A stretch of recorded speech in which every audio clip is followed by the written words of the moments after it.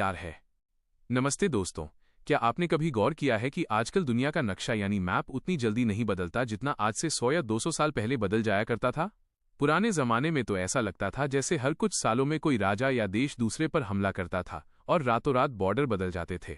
लेकिन आज की दुनिया में चीजें थोड़ी अलग हैं।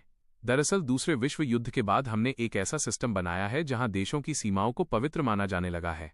आज अगर कोई देश किसी दूसरे देश की जमीन कब्जाने की कोशिश करता है तो पूरी दुनिया उसके खिलाफ खड़ी हो जाती है और कड़े प्रतिबंध लगा दिए जाते हैं।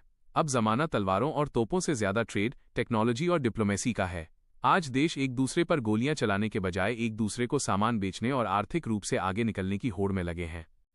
हालांकि इसका मतलब ये बिल्कुल नहीं है कि जंग पूरी तरह खत्म हो गई है।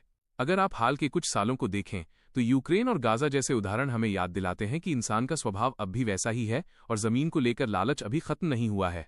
लेकिन हाँ, बड़े पैमाने पर होने वाली विश्व युद्ध जैसी जंगें अब बहुत कम हो गई हैं, क्योंकि आज हर बड़े देश के पास परमाणु हथियार है और सबको पता है कि अगर अब बड़ी जंग हुई तो जीतने वाला भी कुछ बचाने के लिए जिंदा नहीं बचेगा।